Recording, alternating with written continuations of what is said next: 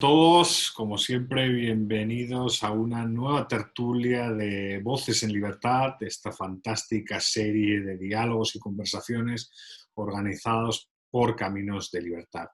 El día de hoy tocaremos un debate desde una perspectiva general, ¿no? Hemos puesto a la sesión desafíos y asimetrías en la defensa a la libertad. Estamos, resultado de todas estas conversaciones, pues analizando la situación. Como saben, hemos discutido sobre los desafíos de la sociedad civil, todo lo que tiene que ver con responsabilidad cívica. Hemos reflexionado sobre libertad de expresión, sobre el poder de las fake news, sobre la cuestión y el reto de la pobreza, el empleo, el futuro de las empresas. Y hoy pues hemos decidido dialogar sobre los desafíos que tiene la libertad, sobre las asimetrías existentes en el mundo actual y sobre la complejidad, ¿no? Porque como se puede comprobar, esta libertad está siendo atacada desde varios frentes, no estrictamente desde el frente sanitario, ¿no? Resultado de esa pandemia del COVID-19.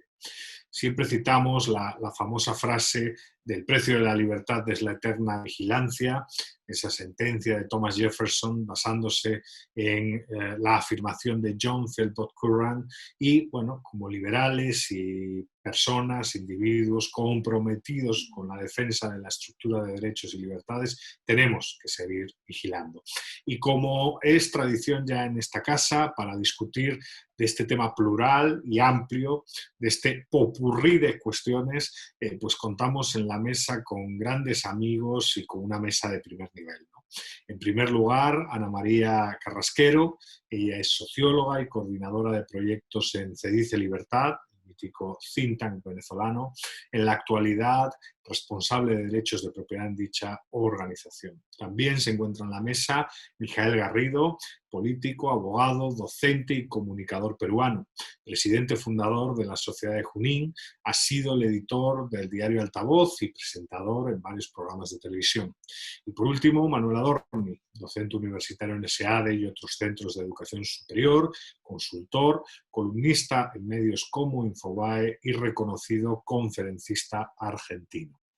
Para empezar, la mesa, pues, y como hemos señalado al inicio, una cuestión general vinculada a los desafíos. Quizás la primera pregunta es esa, ¿no? ¿Qué retos se enfrenta el mundo en este momento? ¿Cómo ven la situación a nivel global, ¿no? Estamos siendo amenazados por el COVID-19, hemos discutido a lo largo de un gran número de sesiones sobre este tema y ahora además parece que han surgido pues estas demandas, el resultado del asesinato de George Floyd, sobre cuestiones racistas y hay como una especie de, ha subido como en la agenda el tema otra vez del racismo. ¿Cómo ven este tema y cómo desde su punto de vista analizan la coyuntura en la actualidad? Para empezar, le damos la palabra a Ana María Carrasquero. Ana María, bienvenida y muchas gracias. Gracias, Eduardo. Al contrario, gracias a ustedes por la oportunidad de comunicarnos con la distinguida audiencia de Caminos de la Libertad. Bueno, en principio decir que la situación que está atravesando el mundo es bastante complicada. Yo no estoy bastante segura al decir que ningún país estaba preparado para esto que estamos viviendo. No solo el tema de la pandemia por la COVID-19, sino por estos rebrotes de los que tú haces referencia.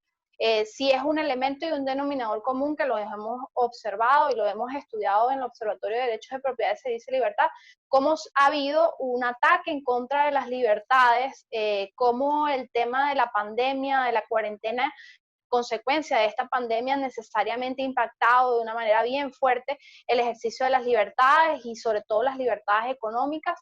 Hay una cosa que nosotros hemos sido muy enfáticos aquí en el Observatorio de Derechos de Propiedad se dice libertad al señalar y haciendo como una especie de analogía. Se nos ha dicho y hemos estado bombardeados de forma permanente sobre lo que significa el COVID y el impacto que tiene en cada uno de los seres humanos y cómo el impacto es mayor en aquellos seres humanos que tienen enfermedades de base. Y sin lugar a dudas nosotros podríamos decir que la enfermedad de base que tiene Venezuela hoy por hoy es el socialismo del siglo XXI y es una especie de enfermedad que en cierto sentido se ha tratado de expandir por el continente americano. Entonces, en ese sentido, decir que Venezuela, ya para entrar, digamos, en el pedazo que me toca y del que hemos estado observando de manera muy, digamos, acuiciosa, Venezuela recibe esta pandemia y este mundo trastornado de la peor forma en la que lo pudiera recibir. Lo recibe después de 31 meses de hiperinflación. En el preámbulo de esta conversación se conversaba sobre los índices de desempleo. La verdad es que las autoridades no hablan, o sea, nosotros no tenemos cifras oficiales. Lo cierto es que después de 2 décadas de este proyecto totalitario que se ha enfocado en la destrucción sistemática de los derechos de propiedad, hoy tenemos un cuarto de las empresas que teníamos hace 20 años. Entonces, si todas las cifras apuntan a que la economía del mundo está en problemas, imagínense cómo puede estar hoy la economía venezolana después de lo que les decía, 31 meses de hiperinflación, una caída del Producto Interno Bruto. Es como si hubieran agarrado a machetazos la economía venezolana para reducirla y hoy lo que tenemos es una economía enana. Entonces, ese rebrote de racismo, esta pandemia que asola a todo el mundo en su conjunto, encuentra a Venezuela en el peor sitio en el que la puede encontrar porque además no hay, o sea, una cosa súper importante de la que conversábamos como en el preludio de esto es tener estadísticas. Nosotros no tenemos estadísticas ciertas, por ejemplo, de nuestro sistema sanitario. Desde hace años no se publican boletines epidemiológicos y las cifras que nosotros oímos de la boca del poder, bueno, pues obviamente las ponemos en duda y las cuestionamos porque muy probablemente haya subregistro. Entonces, como para darle como un redondeo a esto, el sitio en el que estaba Venezuela en comparación con el resto del mundo es el peor sitio y la peor posición en la que pudiéramos estar. Muchas gracias por la intervención. Le damos la palabra a Mijael. Mijael, cómo ves el mundo? ¿Se está aprovechando la pandemia en el Perú para poner en tela de juicio otro tipo de instituciones y la cuestión identitaria o no? Estrictamente la crisis es sanitaria y no se va más allá. Bueno, Edu, muchas gracias por la invitación y gracias también a Ana María y a Manuel por compartir esta tertulia interesante sin duda conmigo. La situación del Perú es especialmente crítica. Somos el quinto país en el mundo con mayor índice de contagios. Hemos pasado el día de ayer al Reino Unido. Y si bien el gobierno acepta la cifra de 10.045 muertes, hay un subregistro ya comprobado por el Sistema Nacional de Defunciones que nos coloca más o menos en 35.000 muertes. Esto, para ponerlo en perspectiva mundial, tiene que ver con un múltiplo por 3 de la cantidad de muertes que generó la guerra con Chile, que es la guerra que ha generado mayor número de bajas en el Perú, y es más o menos el mismo número que generó la guerra contra el terrorismo, que empezara en mayo de 1980 y terminara en 1996. Pero quiero extrapolar un poco la situación y alejarme un tanto de mi país, del cual podría hablar más de lo necesario, para aproximarme a una situación que creo que es mundial, en donde creo que empezamos a ver ciertos vasos comunicantes que a mí me preocupan sobremanera. Y quiero empezar leyendo una frase de Antonio Gramsci, que como saben ustedes es un teórico marxista italiano, que en el Perú tiene especial relevancia porque su principal discípulo fue José Carlos Mariátegui, que es quien de alguna manera trajo la impronta del socialismo durante los primeros años del siglo XX al Perú. Y Gramsci dice que la única forma que tenemos para hacernos del poder como comunistas es la siguiente: nosotros debemos infiltrarnos en la sociedad, dentro de la iglesia, infiltrarnos dentro de la comunidad educativa, lentamente, e ir transformando, ridiculizando las tradiciones que se han sostenido históricamente a fin de ir destruyéndolas y formando la sociedad que nosotros queremos. Yo soy un alérgico compulsivo a las teorías de la conspiración y no creo que Gramsci y los reptilianos estén a punto de dar un golpe de Estado a la estabilidad mundial. pero creo que sí hay ciertas cosas que están sucediendo en el mundo que tienen un estribo común. Y es que, por ejemplo, yo no creo que haya habido un aumento en el racismo mundial. Lo que creo es que hay una especie de situación de contención que está generando una angustia que Fromm explica muy bien en El miedo a la libertad.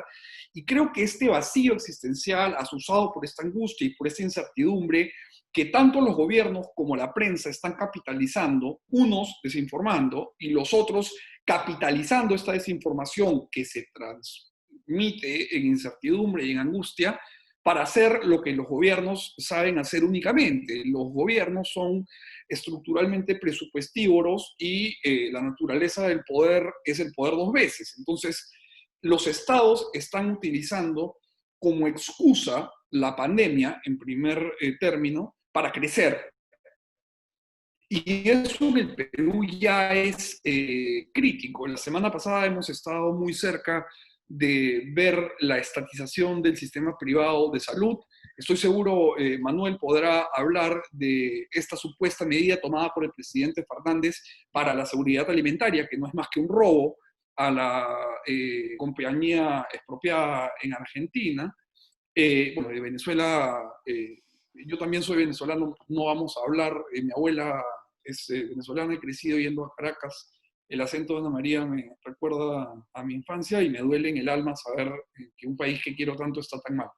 Pero dicho eso, creo que el tema del racismo, que era el punto que quería hacer antes de ceder la palabra, si me lo permite, Edu, es que lo que está sucediendo es que la generación a la que tengo la mala suerte de pertenecer, que es la generación millennial, es ignorante por antonomasia. Es una generación que se ha formado de manera wiki y no ha profundizado y no ha echado raíz profunda en los conocimientos que tendrían que permitirle opinar con solvencia. Entonces, lo que estamos haciendo ahora es un coche bomba a la lógica aristotélica, porque lo que estamos haciendo es juzgar hechos del pasado bajo los cánones éticos del presente.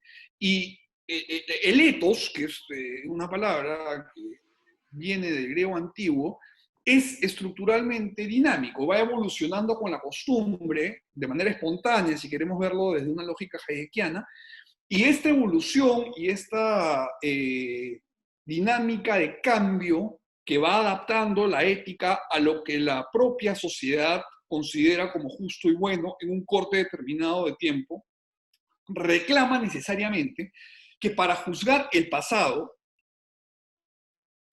si queremos, desde la historia, hagan lo mismo que hacen los estudiosos de los antiguos textos cuando se enfrentan a un texto en una lengua muerta o cuando se enfrentan a un texto que ha sido escrito hace muchísimo tiempo, que es la exégesis.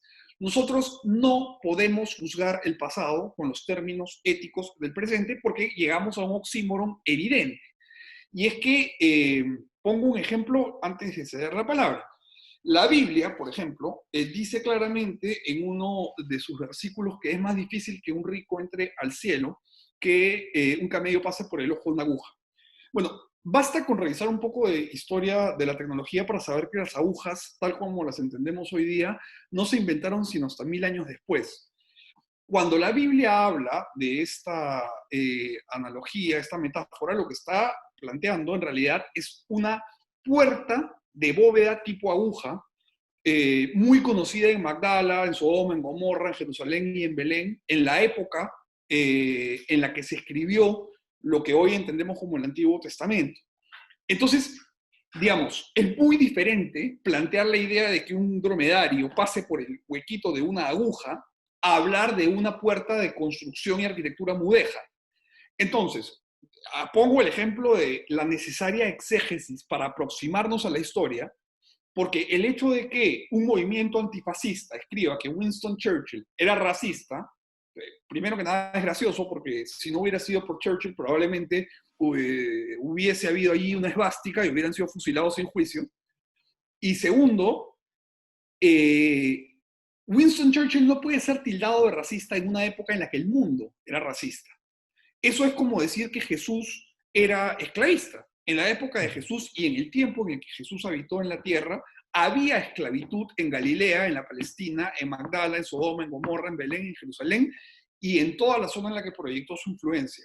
Y he leído con detenimiento los 4 evangelios en más de una oportunidad y no hay ninguna mención de Jesús criticando a la esclavitud. Podríamos decir que Simón Bolívar, Alvear, San Martín y quienes forjaron y fraguaron la independencia de América también eran pro esclavitud porque no la denunciaron en su momento ni la derogaron cuando ostentaron el poder. Y sería una gran mentira, porque no estaba fuera de la normalización, entendiendo para terminar la normalización, lo normal, como una previsión de orden empírico, fáctico y promediable. Entonces, lo que creo que está pasando en el mundo es que esta falta de cimientos y de base de conocimientos nos ha llevado a donde estamos. En mi familia, esto lo sabe Pepe, y creo que en la suya hay una tradición parecida, creo que en su familia disfrutan mucho de la pesca, mi familia disfruta de la caza, no voy a entrar al detalle, pero lo que quiero decir es que si es que alguno de mis tíos, o mi padre, o mi abuelo, lograse un monumento en el Perú, qué sé yo, de repente en 50 años los animales tienen derechos y los monos tienen derecho a votar en las elecciones, cosa que estoy seguro varios animalistas propondrían, y a alguien tendría pues el derecho de ir a decir, el tal señor Garrido Leca era un antianimalista, lo que es una contradicción en sí misma. Entonces, creo que ese es el acercamiento a las cuestiones. Mil disculpas por haberme pasado el tiempo correspondiente. Muy bien, no te preocupes, Mijael, ha estado muy interesante la intervención y le damos a Manuel la palabra. ¿Qué tal? Bueno, ante todo, gracias por la invitación, por supuesto, un placer estar con todos ustedes y perdón por las desprolijidades, de hecho van a haber luces en el techo que son los soldadores, así que voy a tratar de ser bien escueto para no fallar en el concepto. Suscribo a lo que dijo Mijael al principio, por supuesto a lo que dijo Ana también, pero Mijael dijo algo que es claro, ¿no? La pandemia es una excusa para que los estados se agranden. Acá está pasando en Argentina, digamos. En Argentina los primeros que se nos ocurrió ayudar fue a los que ya cobraban planes sociales, y a los últimos que se nos ocurrió ayudar fue a los empresarios y a los que dan empleo. Así que está claro que de la pandemia se van a aprovechar todos. Yo no creo, apunto a la pregunta, ¿no? Como para no correrme de foco. Yo creo que no, que esto no aumenta el racismo. Yo creo que en tal caso se muestran cosas que antes no se mostraban. No creo que esto haya aumentado de ninguna manera los actos racistas. Sí creo que es una oportunidad que están aprovechando los antisistemas para mostrarse y para mostrar cierto grado de nivel de fuego, de poder de toma de calle, pero nada más que eso. Y como también creo que esto va a pasar y el mundo va a volver a la normalidad, y me parece que algunas cuestiones se están agrandando más de lo que se deberían agrandar. Lo que sí digo es guarda, porque estamos viendo cómo los estados efectivamente están tomando atribuciones que no deben. Nosotros acá en Argentina hace más de 100 días que estamos encerrados, nos tienen encerrados con disposiciones alocadas, como la que contaba Mijael, se refería puntualmente a un intento de expropiación de una agroexportadora privada, de capitales argentinos, con problemas financieros, pero como la puede tener la mayoría de las pymes que hoy están en la Argentina con problemas financieros. Entonces, y vuelvo a la frase de Eduardo, ¿no? De la introducción, me parece que hay que vigilar esta libertad porque hoy está siendo bastante pisoteada o bastante atacada. Más en democracias tal vez un poco más frágiles o en sociedades que no tienen un nivel de evolución como puede ser la americana, como puede ser incluso la europea, como son las latinoamericanas, ¿no? En Argentina, por lo menos, la verdad es que somos bastante pasivos, ¿no? Hoy, día 2 o 3 de julio, todos los empleados públicos cobraron sus sueldos completos, mientras que los privados apenas llegan a fin de mes para comer porque no están cobrando su salario, ¿no? Así que en esa dicotomía, bueno, hay que estar atentos, porque me parece que, como dijo Mijael, esto es un aprovechamiento más allá del drama sanitario que claramente ocurre en Perú, ocurre en Venezuela y ocurre en todo el resto del mundo, porque está claro, también está claro que la gente muere de otras cosas, hay mucha más gente que muere de otras cosas, y también está claro que esto va a dejar, esta pandemia se va a transformar en una pandemia económica, que muchos países van a salir rápidamente adelante y que otros países que han hecho las cosas mal durante décadas, como puede ser el ejemplo de los tres que estamos hablando aquí, les cueste un poco más. Así que creo que hay que tener mucho cuidado, pero no creo que se vea nada nuevo en esta pandemia, más que las ganas de aquellos revoltosos que quieren tomar el poder o ampliar el que ya tienen. Muchas gracias. La verdad es que con base en la intervención de Mijael, que ha dicho cosas realmente interesantes, hay una segunda pregunta que hay que poner sobre la mesa, ¿no? Yo creo que son dos preguntas en realidad.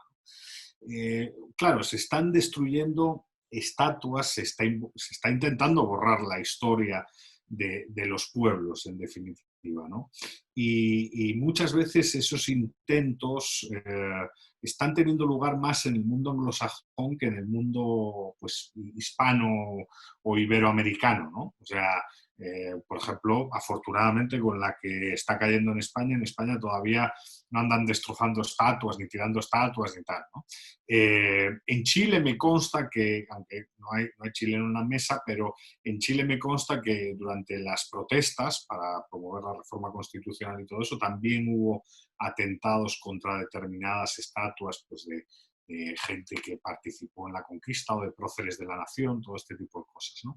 Pero la idea es, claro, el escenario es un escenario de crisis, como diría Robert Hicks, las crisis son una ventana de oportunidad para acrecentar el poder del Estado, efectivamente, que fue lo que señaló Mijael con bastante claridad.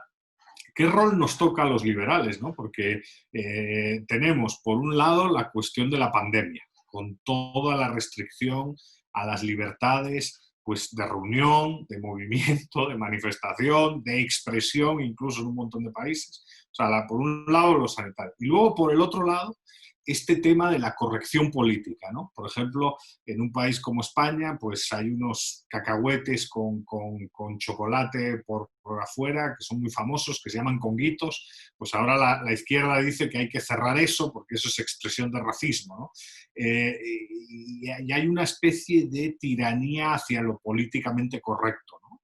Que está impregnándolo todo progresivamente.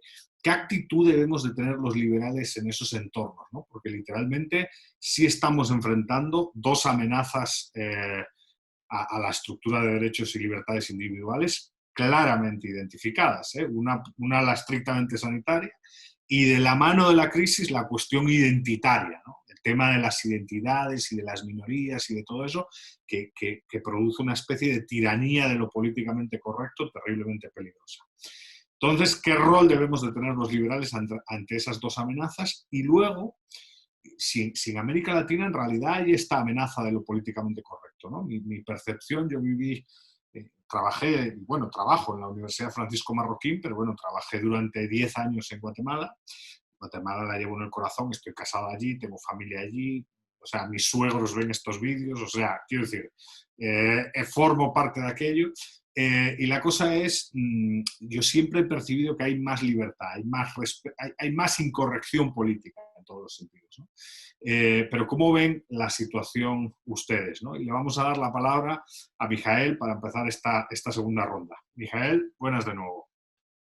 Gracias. A ver, voy a tratar de abordar los diferentes temas que Edu ha puesto sobre la mesa. Yo también le tengo gran cariño a Guatemala por la instrucción que he recibido en más de una oportunidad en la Universidad Marroquín, en los Liberty Funds, y tengo buenos amigos enseñando por allá, a quienes saludo si es que llegan a ver el video. A ver, hay efectivamente una ola de corrección política en América Latina que tiene un desdoblamiento que se proyecta en dos corrientes, en mi opinión, claramente marcadas. Una es una que busca reformar las constituciones. Y eso tiene que ver con que América Latina opera bajo la premisa de la constitución perfecta. Y probablemente, si revisamos la historia del constitucionalismo en el mundo, vamos a encontrar que quizá la constitución mejor redactada es la que Jeremy Bentham redactó para Etiopía durante el gobierno de Haile Selassie. El problema de esa constitución es que no tiene ningún relato con la realidad. Entonces, quizá el más importante constitucionalista alemán, Lowenstein, plantea que hay tres tipos de constituciones, las nominales, las normativas y las semánticas. Y esta taxonomía lo que permite es identificar cuál es el nivel de relación o de correlación que hay entre lo que el texto constitucional dice y lo que la realidad reclama. Porque si nosotros revisamos a la Constitución cubana o la vieja Constitución soviética, en el primer artículo de las dos se habla de la libertad. Entonces, bueno, claramente uno puede enunciar cualquier barrabasada y luego pues, que no haya ningún tipo de traducción en la realidad. Pero esta idea del constitucionalismo perfecto nos ha llevado a entender mal lo que es una constitución. Y este es el primer punto que quiero dejar claro.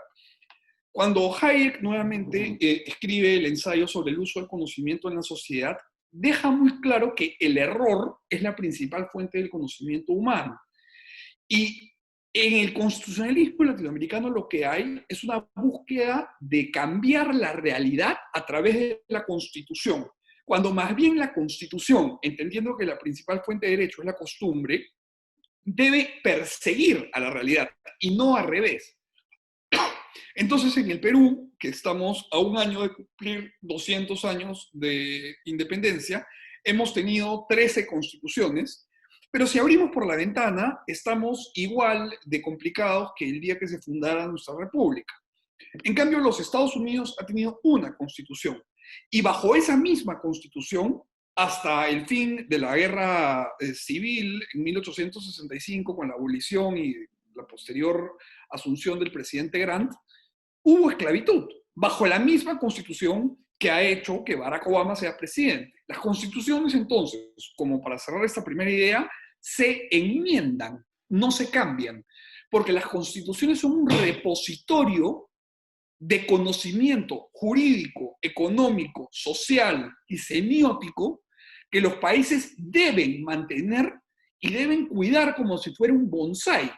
Y lo que hacemos en América Latina es, frente a cada cambio o cada nueva vertiente o cada movimiento pendular en el eje político, lo que se busca es hacer un borrón y cuenta nueva y empezar con una nueva constitución que nos va a llevar al paraíso y al mundo perfecto. Esa es una visión marxista de la realidad, porque termina en que el futuro es perfecto y llegaremos eventualmente, y el rol de todo marxista es acelerar el tiempo para llegar al comunismo.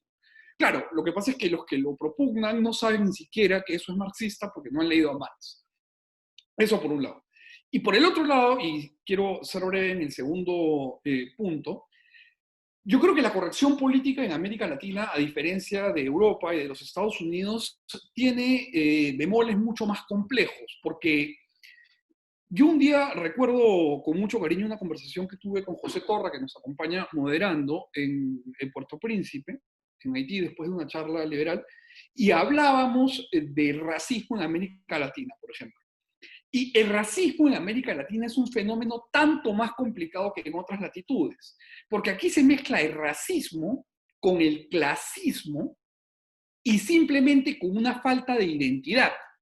Digamos, en el Perú, por ejemplo, la manera más despectiva de tratar a un descendiente de indígenas americanos es decirle cholo. Pero yo a mi esposa le digo cholita. Entonces hay una serie de contradicciones, incluso lingüísticas, que llevan a pensar en que el racismo es un fenómeno antropológicamente mucho más complejo aquí. Difícilmente un miembro de la Gestapo le hubiera dicho a su esposa antes de dormir, hebrea de mi corazón, ven a mis brazos. Entonces, aquí es un poquito más difícil. Y por otro lado, las comunidades negras y indígenas en el Perú están muy orgullosas de su herencia.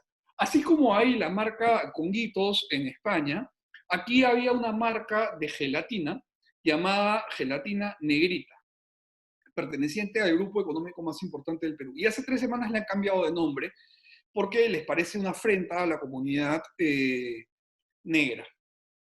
Y creo que parte de la corrección política pasa por censurar ciertas palabras, ¿no? Y la gente ya no quiere decir negro. Bueno, si uno no ve que alguien es negro, no es que no sea racista, es que es daltónico.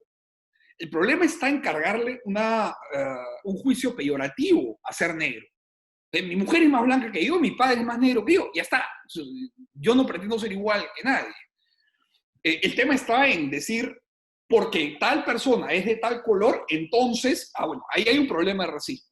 Si uno no identifica que somos de diferentes colores y de diferentes tipos en cuanto a el fenotipo, valga la redundancia que nunca vale, que nos caracteriza, pues estamos ciegos.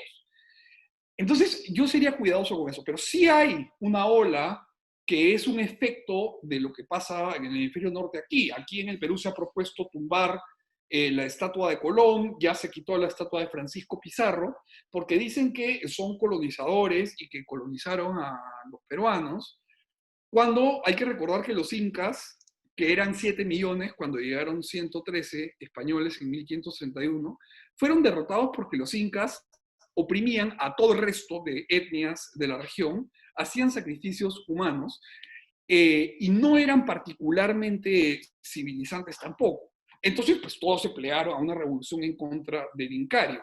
Y lo que es fundamental recalcar aquí es, solo para terminar, una respuesta que dio un gran escritor español que no habla de libertades, pero yo disfruto mucho de su prosa en términos de literatura, que es Javier Cercas, cuando una periodista peruana le increpó que los españoles se habían llevado todo el oro de nuestro país. Y Cercas, con superlativa lucidez, le respondió: vea usted, los españoles nos quedamos en España, los españoles son sus abuelos. Y bueno, claramente los españoles, mi apellido es aragonés. Entonces, claro, mi familia tiene 500 años en el Perú, pero eso no me hace a mí español, ni peruano, ni andino, ni ibérico. Me hace peruano. Latinoamérica es un crisol de todas las sangres. Entonces creo que sí hay una corriente de corrección política que hay que combatir con fuerza, porque cualquier corriente de ese tipo termina en censura, y la censura como forma de coacción es ajena a lo que creemos que es la libertad, siempre y cuando no afecta a terceros, pero que creo que el análisis aquí, para terminar solo, reclama un segundo nivel de profundidad, porque Latinoamérica tiene ciertas realidades que tienen sostenidos y bemoles que un mundo más homogéneo, como el del hemisferio norte, no tiene. Gracias. Muy bien, muchas gracias. Ana María, que al final pues la cuestión de derechos de propiedad está en cierto sentido asociada a esto, porque, bueno, no sé si vieron la imagen tan viral del otro día, ¿no? La imagen de los propietarios defendiendo su casa frente a ese movimiento, ¿no? Con la esposa y el señor ahí protegiendo su propiedad. Ana María, ¿cómo ves la situación? ¿Ves que esta disculpa de lo políticamente correcto y de todo lo que ha generado es algo que puede amenazar aún más todavía los derechos de propiedad privada? Sí, o sea, para mí como venezolana, porque obviamente es difícil abstraerte del gentilicio para hablar de este tipo de temas, es como que tú puedes ver este fenómeno como en dos planos. Es como si para nosotros, desde lo que hemos vivido durante estas últimas 2 décadas, cuando vemos el tema de, por ejemplo, derribar estatuas, eso ya pasó aquí. Una de las primeras acciones del proyecto político del chavismo, del socialismo del siglo XXI, cuando ellos llegaron al poder, fue en el año 2002 declarar que el Día de Descubrimiento de América no iba a ser más conocido como tal, sino el Día de la Resistencia Indígena. 2 años después, vimos como una de las estatuas más grandes, más importantes y más reconocidas fue derribada en el año 2004, en la Plaza Venezuela, la estatua de Cristóbal Colón. Y así vimos cómo poco a poco se fueron insertando este tema de no le digas negro a alguien, aquí tiene la forma correcta de decirlo, es hablar y hacer referencia a los afrodescendientes, el tema de los indígenas, y tenemos un carrete con eso, o sea, el Ávila, que es nuestra montaña más importante en la ciudad capital, le cambiaron el nombre, ya no se llama Ávila y ellos pretenden que hagamos referencia a ella y le digamos Guaraíra Repano, que es la lengua nativa. Entonces, para nosotros como venezolanos, contemplar todas estas cuestiones que están pasando en el mundo y América Latina es como que en cierto sentido, por muy extraño que esto pueda sonar, es como nosotros ya vivimos esto. Nosotros ya vivimos cómo todos estos grupos minoritarios en algún momento fueron usados de forma instrumental, fueron herramientas. Por ejemplo, cómo se usaron los movimientos LGBTI en algún momento y se les dijo que se les iba a dar todos los derechos, pero tú encuentras que vas hacia atrás en la historia y te das cuenta que nada de eso pasó. El tema de los indígenas, que quizás son una de las poblaciones más desasistidas y más abandonadas. Entonces, lo que tienes ahí para uno como venezolano, vuelvo y repito, es difícil abstraerse de analizar y mirar y atisbar el panorama de América Latina y del mundo sin lo que ha ocurrido aquí, que lo vemos como una especie de reedición, todo esto de neolengua. En el caso de la Constitución venezolana, haciendo referencia a lo que dijo Mijael en un principio, la Constitución venezolana se dijo que en algún momento, durante mucho tiempo se han llenado la boca diciendo que la Constitución del 99 es la mejor constitución de todo el mundo. Y ciertamente en la Constitución lo que tú encuentras es reconocerle a la gente derechos, derechos, derechos, pero cuando tú ves ese ordenamiento legal, y por eso es que yo digo, bueno, Venezuela viene en cierto sentido, es como paradójico, venimos del futuro porque estamos viendo cómo todas esas cosas ya las vivimos, ya a lo largo de estos 20 años los vivimos, y lo estamos viendo desde el pasado al que nos arrastraron, porque los niveles, muchos de nuestros indicadores hoy se retrotraen a los que teníamos en el año 1940. Entonces, en materia de derechos de propiedad, bueno, lo que estamos viendo con esto que está ocurriendo en el mundo, como le decía en un principio de mi intervención inicial, es, bueno, cada vez más restricciones. Entonces, ¿estas restricciones a qué nos llevan? Nos llevan, en el caso venezolano, a un momento muy delicado, muy complejo, porque lo poco que queda del aparato productivo nacional está tratando de sobrevivir, y está tratando de sobrevivir en medio de, o sea, aquí desde donde yo les estoy hablando, estamos en un país que se supone que tiene las reservas de crudo más grandes, probadas a nivel mundial, pero nosotros acabamos de salir de un desabastecimiento feroz de gasolina que no permitía que ni siquiera los productores agropecuarios pudieran ir a sus unidades de producción a sacar sus cosechas. Vuelven a anunciar el recrudecimiento de la cuarentena, entonces vemos cómo la cuarentena, en nuestro caso, es un recurso que se usa a los fines muy convenientes del poder. Entonces, un país como el nuestro, que era productor petrolero y que hoy su producción petrolera está ubicada en lo que teníamos para el año 1943, sufre una gran crisis de abastecimiento de combustible, tenemos que importar. Las sanciones son usadas como una coartada desde el poder para decir, mira lo que nos están haciendo las sanciones y a dónde nos están llevando, pero para la semana que viene se vuelve a anunciar una radicalización de la cuarentena. Y es porque ya sabemos que no va a entrar nuevamente más combustible para abastecer. Entonces es como que, bueno, ciertamente lo que nosotros como venezolanos vemos en América Latina nos hace sentirnos muy preocupados porque es como un camino que ya hemos andado. Entonces y lo vemos con frecuencia, por ejemplo, el caso de Vicentín, cómo la gente que se paró y protestó con mucho encono la medida, decía, no queremos convertirnos en Venezuela. Entonces, vuelvo a decir, o sea, te causa sentimientos encontrados y en cierto sentido te provoca como una disonancia cognitiva saber que el movimiento en el que está y cómo están tratando de enfilar hacia América Latina es un camino que ya nosotros hemos andado, desandado y nos tiene en el punto en el que estamos como venezolanos. Muchas gracias por la intervención. Este comentario, después de unir, digamos, los comentarios tanto de Ana María como de Mijael, Manuel, ¿qué opinas de esta doble crisis y su amenaza pues a la propiedad, ¿no? Al emprendimiento, en definitiva a todo aquello que construye desarrollo y que profundiza en libertad, ¿no? Porque yo creo que ese doble ataque nos está poniendo contra las cuerdas y está generando una situación muy dura. ¿Cómo ves la situación, Manuel? Bueno, a ver, en Argentina es un caso muy particular, porque Argentina, que hace 70 u 80 años ostentaba, al igual que Venezuela, tener uno de los PBI per cápita más altos del mundo, bueno, hemos hemos equivocado el camino, y hoy, porque tu pregunta es atinada, es decir, bueno, ¿dónde nos paramos nosotros, ¿no? Que defendemos la libertad? ¿Qué partido tenemos que jugar?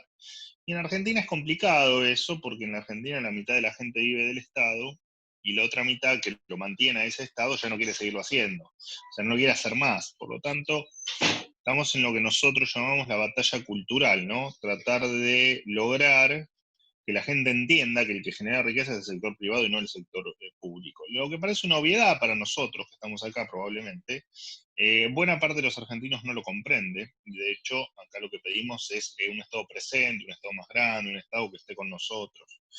Y lo que me parece que tenemos que estar es en esa batalla de explicar a que a más Estado menos libertad, a más Estado menos crecimiento, más pobreza, y bueno, y todo este tema de lo nefasto que hace que el Estado cada vez más grande se acerca más a transformar al país en un país socialista. Así que me parece que el lugar de los que pregonamos la libertad es ese. Después podemos discutir los que quieran o no incorporarse al barro político y a luchar desde adentro del sistema. Digamos, acá los liberales en Argentina, bueno, algunos no están dispuestos a hacer política partidaria, otros sí, pero creo que hoy la batalla de las ideas y el estar haciendo esto que estamos haciendo acá, el publicar videos, en estar en las redes, en mi caso estar en los medios de comunicación, tratando de que se entienda que el Estado es, a estos niveles, es muy nefasto y muy nocivo. La verdad es que me parece que ese es el camino y esa es la batalla. Ahora, ¿en qué va a terminar esto? Bueno, la verdad es que no lo sé, ¿no? Porque hay mucha gente convencida de que el Estado efectivamente te cuida. Estado que en Argentina hemos multiplicado en democracia desde el año 83, lo hemos multiplicado por 3, los planes sociales los multiplicamos por 30 y la pobreza por 9. Hoy estamos con el gasto público más alto de la historia argentina y con la pobreza más alta de la historia argentina. O sea que evidentemente en el medio algo no ha funcionado, no funcionó. Y eso es lo que hay que explicar, qué es lo que no ha funcionado, ¿no? Hoy en Argentina el que tiene plata, el que anda en un auto nuevo, o el que tiene una empresa que le va bien, se lo critica.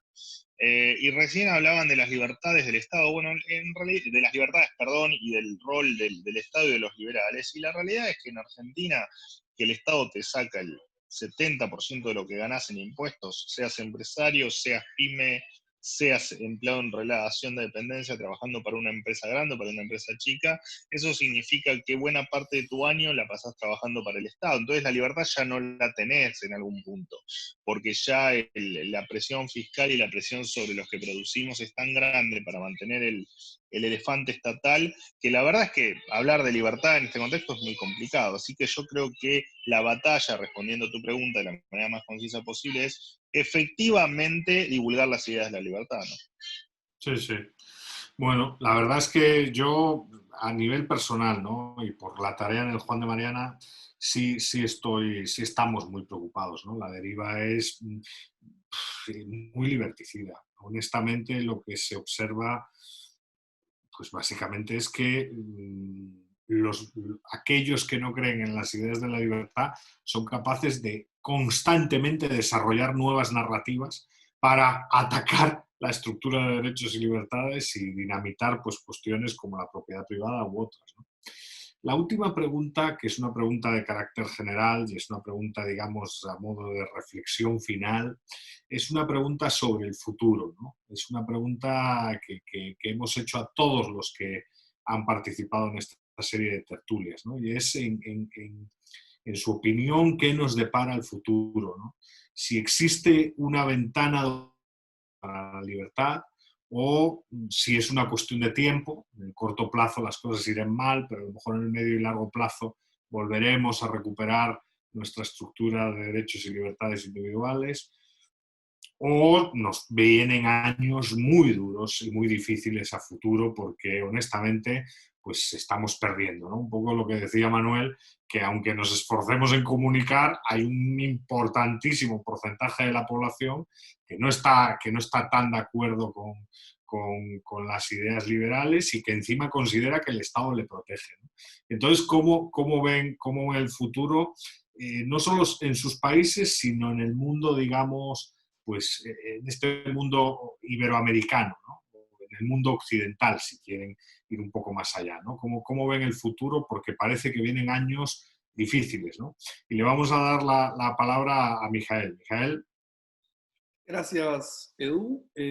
Yo, después de la intervención, voy a tener, como le avisé a Berta, que cortar, que tengo un directorio, pero les agradezco mucho por la invitación. Aprovecho para mandarle un cordial saludo a tus suegros y voy con la respuesta sobre el tema que interesantemente has planteado. Yo creo que vienen años muy duros para la libertad y creo que vamos a tener que concentrar nuestros esfuerzos en luchar por cada centímetro que estamos viendo retroceder. Pongo un caso peruano, pero que creo que es una microrealidad del macroentorno. El día de hoy el Congreso está votando para que en medio de la pandemia, en calidad de estímulo keynesiano, se le permita al 100% de los pensionistas mayores de cierta edad recuperar todas las pensiones que han ido depositando en sus vidas. Más allá de que yo considero que el sistema de pensiones tendría que ser libre, aquí hay un problema, que es que no están los economistas y quienes dirigen el aparato estatal pudiéndole explicar a los señores congresistas que ese dinero no existe, porque el sistema de pensiones está basado en la idea en que los jubilados cobran el dinero que pagan los no jubilados. Entonces, esta idea que termina siendo un alef de la realidad de la libertad en el mundo, es un mundo reducido, es todo en chiquito, es que somos incapaces y hemos perdido la batalla retórica, hemos perdido la batalla narrativa de poder imponer nosotros cuál es el espectro de debate. Cuando François Mitterrand discutía en un debate público con Giscard para ver quién iba a gobernar Francia, Giscard, que le ganó la primera elección y luego Mitterrand gobernó después de haber sido alcalde de París, Giscard le encajó una frase a Mitterrand que yo creo que tendríamos que empezar a recuperar a los liberales como punta de lanza para poder retomar la iniciativa narrativa, y es que le dijo: señor, ¿usted cree que la izquierda tiene el monopolio del corazón? Y en realidad, quien más riqueza, prosperidad, expectativa de vida, educación y derechos ha generado es la libertad. El Estado no genera riqueza, ni derechos, ni ningún tipo de prosperidad. Esa la generamos los individuos trabajando de manera colectiva o de manera independiente, y praxeológicamente esto repercute en el Estado. Entonces creo que vienen años muy difíciles, muy duros, pero creo que justamente en esa palanca y en ese torque que vamos a necesitar para defendernos, es que tenemos que unirnos, porque parte, y esta es una autocrítica al liberalismo, parte de los problemas que el liberalismo creo sufre, es que como somos individualistas por antonomasia, nos cuesta mucho trabajar colectivamente. Si solamente para conformar la sociedad de Junín, que está integrada Alejandro Giovanni, Antonella Martí, Gloria Álvarez, José Torra y yo, solamente formar la sociedad y ponernos de acuerdo en cuáles eran los valores que íbamos a compartir de a 5, nos ha demorado lo que demora parir un elefante. No me puedo pues imaginar lo que es ponernos todos de acuerdo en máximas liberales.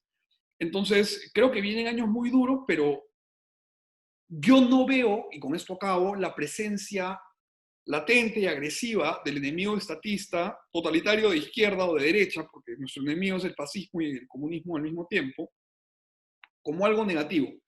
De hecho, creo que el filo de nuestra retórica y la habilidad para argumentar con solvencia de los liberales se ha visto profundamente alicaída después de la caída del muro de Berlín. Porque poniéndolo en términos hegelianos, por más que desprecie a Hegel y a su manera de ver el mundo, la dialéctica es una manera de agudizar la capacidad de la otra parte. Entonces, una vez que hubo caída del muro de Berlín, perestroika, glasnost y Yeltsin borracho en el Kremlin, esto relajó la necesidad del sistema del mundo libre de tener argumentos que contrarresten al Pacto de Varsovia y a la cortina de hierro. Entonces, al haber perdido un enemigo, la construcción aristotélica de las ideas siempre es menos efectista que la construcción dialéctica platónica de las ideas. Entonces, viene un enemigo grande, viene un toro grande, pero creo que el hecho de verlo venir va a espontáneamente generar espacios como este, en el que comencemos a compartir ideas y a poner sobre la mesa ideales comunes, y finalmente nos uniremos para poder combatir a un enemigo al que nunca debemos recordar, dejar de recordar. Ya hemos derrotado en una oportunidad y derrotaremos de nuevo. Gracias, y Bueno, yo tengo que irme. Les agradezco mucho. Mijael, muchísimas gracias por tu participación, tus intervenciones, y la verdad, ha sido un placer tenerte en la mesa.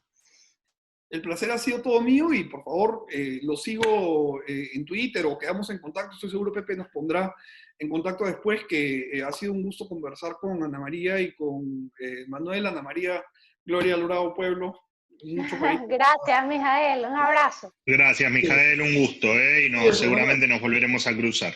De todas maneras, suerte con esas cañerías. Que estén bien. Cuídense. Suerte. Gracias. Ana María, tú comentabas antes, y la verdad es que creo que con mucha razón, que como venezolana, y viendo un poco lo que sucedía a nivel global, reflexionabas y decías, esto ya lo hemos pasado, ¿no? Pero claro, el punto es que claro, han sido 20 años, ¿no? Más de 20 años de chavismo ya, ¿no? Desde el 99, ¿no? Y la cosa no parece acabar. ¿Cómo, desde tu perspectiva, cómo ves el futuro? Y si consideras bueno, que vamos, como decía antes, hacia un mundo más liberticida. Como decía Mijael, viene un toro grande, pero eso puede ser positivo, puede ser una ventana de oportunidad para la libertad. ¿Qué piensas al respecto? Mira, yo cuando pienso en el futuro, la sensación es agridulce. Agridulce porque te ocasiona mucho temor pensar, bueno, como han dicho todos ustedes, que nos enfrentamos con amenazas muy serias y que a veces pareciera que nos estamos quedando sin aliento frente a esas amenazas. Pero dulce en el sentido de, como tú bien haces referencia, son 20 años. 20 años son 2 décadas. Este proyecto político que se inquistó en el poder y que es como una especie de cáncer que ha hecho metástasis en el cuerpo de este país, de Venezuela, en algún momento nos habló del hombre nuevo y nos dijo que su intención, como todos estos proyectos utópicos, era la creación del hombre nuevo. Entonces, tú te preguntas, ¿cómo es que después de 20 años, que ya perfectamente tú podrías ver los frutos de ese hombre nuevo, todavía hay, por ejemplo, estudiantes universitarios que no han conocido un sistema distinto a este y se atreven a levantar su voz? ¿Cómo es que después de 20 años en donde un Estado todopoderoso ha tenido las mayores riquezas petroleras en sus manos y aún hay gente que se atreve a levantarlo y además lo hemos perdido todo? Y en tantas marchas a las que hemos asistido, precisamente para propugnar en favor de nuestra libertad, hay carteles donde o sea, te conmueve tanto que la gente te diga, ya nos han quitado tanto que hasta el miedo nos han quitado. Entonces, obviamente el futuro te puede traer temor, pero al mismo tiempo yo prefiero mirarlo desde el otro lado. Si nos han arrebatado prácticamente todo y todavía existimos personas que estamos en capacidad y con toda la disposición a seguir abogando por las ideas de la libertad, yo pienso además que el momento en el que está Venezuela, por muy patético, por muy triste, por muy descorazonador que pueda resultar, es el mejor momento para las ideas de libertad. Es el momento en donde la gente te dice, anunciaron un nuevo control de precios y la gente dice, pero por favor, ¿cómo más controles? No queremos más controles, lo que queremos es libertad. Entonces, es muy triste decirlo, que lo hemos aprendido a sangre y a fuego, pero así ha sido. En un porcentaje importante de la población tú encuentras un apoyo irrestricto al empresariado privado. Tú encuentras que la gente te dice, el Estado no está para ser empresario, ya nos lo ha demostrado en esta cosa viviendo el descalabro de los servicios públicos, por ejemplo, como un país que tiene uno de los ríos más grandes del planeta Tierra, que es el Orinoco y el Amazonas, que atraviesa toda América Latina, no tiene agua, por ejemplo. Entonces, la gente te lo dice y de forma muy intuitiva te dicen, la solución no es más Estado, la solución es más libertad. Ciertamente estamos en nuestro propio laberinto, en un laberinto al que llegamos porque este proyecto totalitario hizo en torno al país como una especie de camisa de fuerza Y esa camisa de fuerza fue ese andamiaje legal con el que nos quitaron la posibilidad de liberarnos de esta camisa de fuerza, que hoy es el socialismo del siglo XXI. Pero mi mensaje es más bien optimista, y es optimista para el resto de las personas que nos escuchan, que no comparten la experiencia venezolana. Es si después de 2 décadas de tenerlo absolutamente todo, de haber tomado todos los poderes públicos, de tener la cantidad ingente de recursos, este proyecto no ha logrado arrodillar a una sociedad completa. Todavía tú encuentras agricultores que en medio de las condiciones más hostiles siguen tratando de sacar adelante sus negocios, los empresarios, la cantidad de empresas que nacen, que obviamente lo hacen en la peor de las condiciones, porque recordemos además que Venezuela tiene 12 años consecutivos estando en los últimos lugares del Índice Internacional de Derecho de Propiedad. Pero el mensaje final sería de esperanza. O sea, nos hemos crecido frente a las dificultades y hemos demostrado que somos el tamaño de esas dificultades, por muy trillado que puede sonar, pero el ejemplo de Venezuela, de un país que está muy mal herido, ciertamente, pero que aún se mantiene en pie, y que esa juventud que no ha conocido nada distinto, como les decía hace rato, todavía te puede clamar por libertad, aun cuando no la han conocido. Habla de que, como todos sabemos, la libertad es consustancial al espíritu humano. Entonces, mientras haya un ser humano que esté dispuesto a mantenerse en su condición de humanidad, en esa misma medida podremos decir que la libertad tiene esperanza. Muchas gracias, Ana María, por esa intervención y le damos la palabra a Manuel. Manuel, ¿cómo ves el futuro? ¿Cómo ves los próximos años en la Argentina? Bueno, yo quiero volver a pedir disculpas por las desprolijidades. Voy cambiando de escenario porque los albaniles me van corriendo, así que en cualquier momento termino en la calle. No, bueno, a ver, suscribo completamente con lo que dijo Ana recién, ¿no? En definitiva, no solo que el Estado ha demostrado ineficiencias en todos los frentes, no solo en el empresario. Hoy en Argentina, con la presión fiscal más alta del mundo, no tenemos seguridad deficiente, salud deficiente, educación deficiente. Está claro que el Estado las cosas bien no las hace.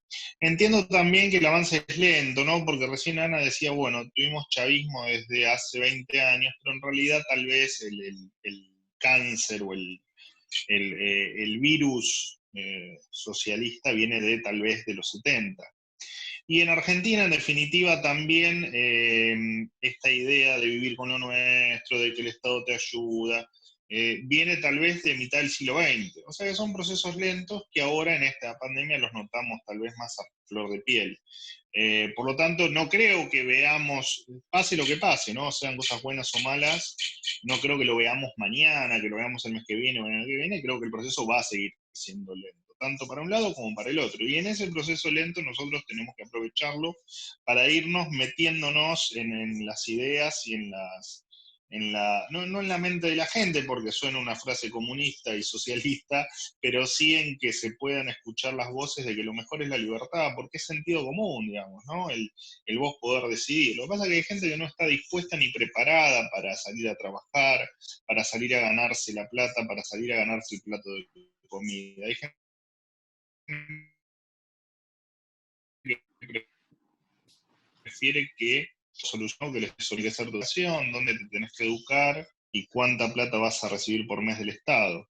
Y eso es un trabajo que han hecho muy bien los políticos y lo han logrado. Y hay que batallar contra eso, y te repito, después cada uno sabrá si lo hace desde la difusión de ideas o si además se mete en el barro de la política. Pero en cuanto al futuro, la verdad es que no lo sé. De decirte en qué va a terminar todo esto, cómo va a avanzar esto, sería mentirte, porque sinceramente no tengo la más pálida idea. Sí tengo esa sensación agridulce que comentaba Ana bueno, de que creo que estamos haciendo un buen trabajo, creo que las ideas de la libertad se están expandiendo, creo que cada vez somos más, esa es la parte buena, pero también creo que ellos están haciendo un muy buen trabajo ampliando los estados, metiéndonos miedo y intentando demostrar que el Estado colectivo es mejor que la libertad individual. Y eso es un peligro con el que vamos a tener que luchar. Yo creo que va más allá de nuestras generaciones. Creo que va a ser una lucha eterna o hacer entender que la libertad debería estar por sobre todo. Recién me daba mucho dejo de tristeza cuando Ana decía que Venezuela hacía muchos años que estaba último en los índices de respeto por la propiedad privada o en los índices de libertad económica. Bueno, a Argentina le pasa lo mismo, ¿no? Lamento que América Latina, al menos Cuba, Venezuela y Argentina, estén en este camino de decadencia casi crónica ya, ¿no? Hace no mucho, hace 2 o 3 días, el presidente en una conferencia de prensa con Lula da Silva decía que se lo extrañaba a Chávez. Y cuando uno escucha eso, bueno, ¿qué duda puedo tener yo de que si mi presidente extraña a Chávez, el camino no sea hacia cada vez un Estado más presente, como le llaman ellos, a un socialismo cada vez más abarcativo y a que la decadencia se profundice? Así que la verdad es que suscribo también a lo de Ana en términos de un futuro que lo veo al menos agridulce, pero que no queda otra que tener esperanzas, que seguir batallando y que seguir sirviendo a las ideas de la libertad, que creo que es lo único que nos va a hacer una sociedad grande y que nos va a hacer avanzar. Y hay que entender que gracias a la libertad hoy vivimos el doble o el triple de lo que vivíamos hace 100 o 150 años, que vivimos con una mucho mejor calidad de vida, que producimos más y mejores bienes, y que gracias a la libertad hoy nos podemos comunicar entre nosotros a través de un aparatito que se llama celular, y eso es gracias a la libertad, y eso se tiene que entender. Sí, sí. Pues la verdad es que muchísimas gracias por todas las intervenciones y por esta tertulia. Y por mi parte, pues nada más, solo desearles lo mejor, cuídense mucho y hasta la próxima.